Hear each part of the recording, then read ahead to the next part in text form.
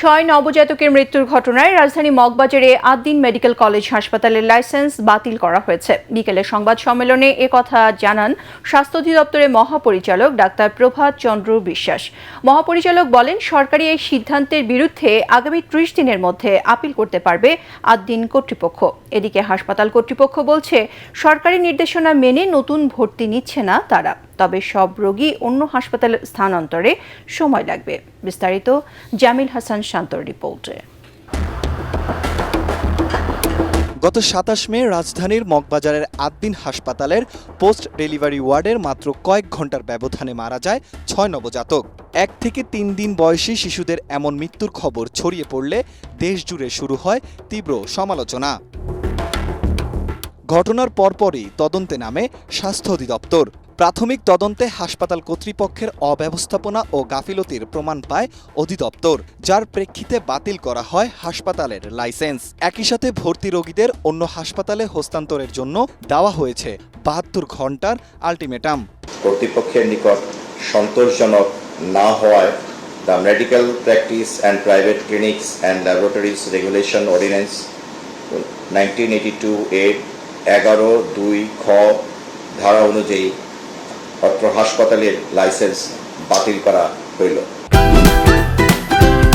Optical brighter photo catalyst active granule সমৃদ্ধ বসুন্ধরা পাওয়ার wash, ঝলমলে কাপড়ে ফুরফুরে মন।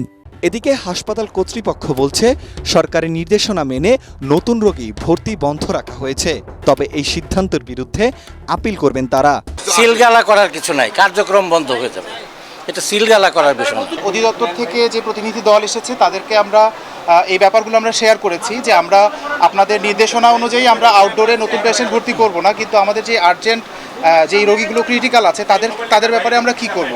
ওনারা বলেছেন যে আপনাদের দিক থেকে আপনারা যত দ্রুত সম্ভব তাদেরকে ট্রান্সফার করবেন, তাদের ক্রিটিক্যাল সিচুয়েশনটা বুঝে সেভাবে আপনারা, তবে রোগীর যেন কোনো ক্ষতি না হয় সেই দিকটা আপনারা সর্বোচ্চ নজর রাখবেন। আমরা গভর্নমেন্টের সিদ্ধান্তের প্রতি শ্রদ্ধাশীল, গভর্নমেন্ট যেভাবে বলেছে আমরা সেভাবেই চেষ্টা করব। অন্যদিকে হাসপাতাল বন্ধের খবর ছড়িয়ে পড়লে ক্ষোভে ফেটে পড়েন সেবা নিতে আসা রোগীদের স্বজনরা।